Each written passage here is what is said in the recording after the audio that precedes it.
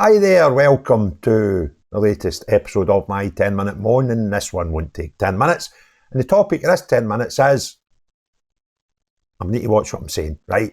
Because I could get carried away and say some words that are a bit nasty and a bit naughty, and I don't want to do that. But Nicola Sturgeon has told us she will not be standing for re-election as an MSP. I'm going like that, right? But I'm not that. I would rather her and Humza, right, got defeated. Because I think that would have been possible that the pair of them would have been humiliated at the ballot box. Now, this is probably, I think this is, I'm losing count, right, but out of the 60 odd MSPs that they've got, I think that's the 20th to say, I'm not playing anymore, right? And it's Nicola. And it's hilarious. But sad. Sad. Not because I feel sorry for her. Sad because the good Scottish public do not have the opportunity to embarrass her at the election in June, May 2026. Now, she took to Instagram, right? And what a lot of nonsense, right? I mean, you think, what planet do you live on, woman? So, former First Minister, excuse me, Nicola Sturgeon will not seek re-election to Holyrood next year. She's announced. The ex-SNP leader has been an MSP since 1999 and said representing Glasgow South has been an honour beyond words. Oh, Nicola. Saint Nicola, right? It's been a pure honour, so that is. In a post on Instagram, Ms. Sturgeon said, however, I have known in my heart for a while that its time is right for me to embrace different opportunities in a new chapter of my life. Nicola, I've got news for you, darling. The vast majority of Scottish people knew this as well, that the time was right for you to horse it, right? Do the toes, off you pop, get out of Holyrood, right? This is probably the only time you will have united Scotland, because they all feel the same, right? My only wish is you hadn't decided the population would have, and that would have been done at the election. I have therefore written this morning to SNP members in my constituency, informing them that I will not be seeking selection for next year's Holyrood election. She then thanked past and present constituents for the trust they've placed in her. Now, that would be like entrusting Fritzl with your Waynes or Harold Shipman with your granny, right? Very, very naive. They do not deserve your trust. And Nicola Sturgeon is no different. A lying, two-faced crank, and has done for 20 odd years and get away with it. She added, being your MSP has been my privilege, and I will continue, this is brilliant, to represent you to the best of my abilities until I step down next year. When did you start representing them to the best of your abilities? You're never there. Since you stepped down as First Minister, you're probably lucky if you've been there 5 to 10 times, right? We've seen 2 leaders and you've not been at your work. The only time you've been at your work was to...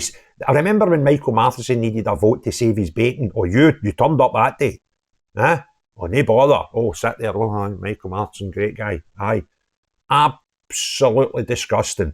But, so I don't know what your understanding of this word about representing your constituents are. But I would love to know the answer to 2 questions. How many times you've been in Parliament since you had to step down as a leader?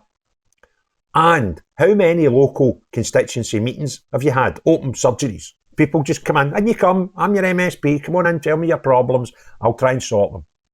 When was the last time you done that? When was the last time any of your constituents actually seen you that didn't already know you? Right? You're an absolute scam of a woman.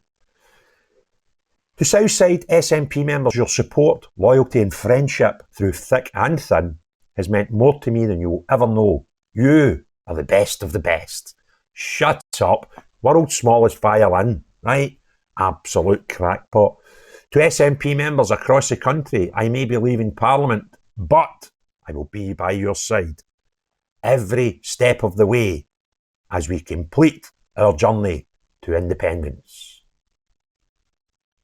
He's a break, Ken. You absolutely talk total garbage, right? You talk absolute nonsense. I actually think you believe this crap, right? You just, I remember watching you at the SEC, well, big, to be fair, what a crowd you pulled that day. And you thought you were it. You genuinely thought you were the centre of the universe. But unless that penny's dropped yet, I've got news for you. You're not, and you never were. You had a cult following, and that, see these people, oh, my friends and all that in the SNP, and they're the only people you have left.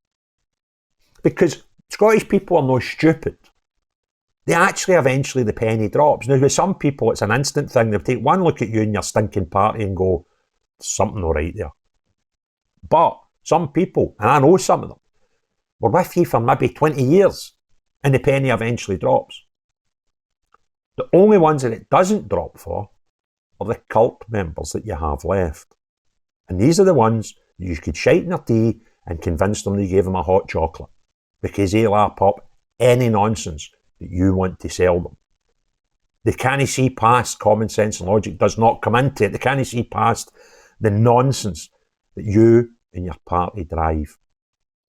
And I'm no sad, honestly. Your fall from grace has been fantastic viewing. And see, from that day when you stood in front of the Scottish media to tell me you were standing down as leader and as First Minister, and then you had the audacity to bring in a story about being at somebody's funeral when the penny dropped there was more to life. What a lot of shite.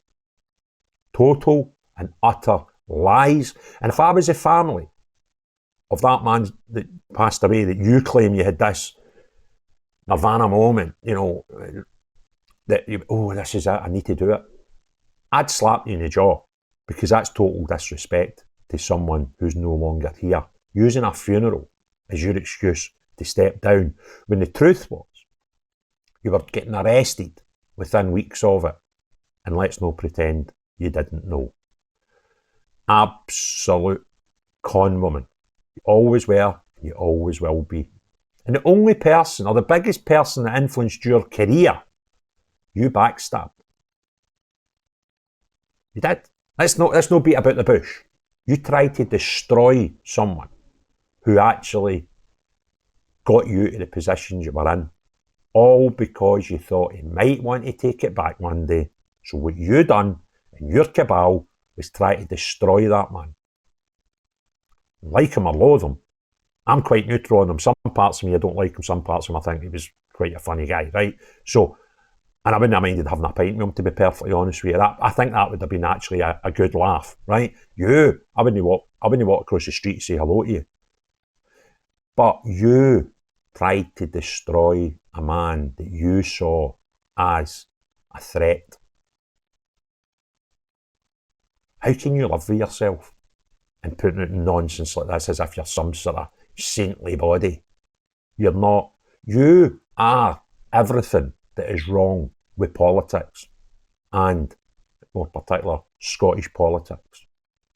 Because you are a cretinous, treacherous, two-faced liar.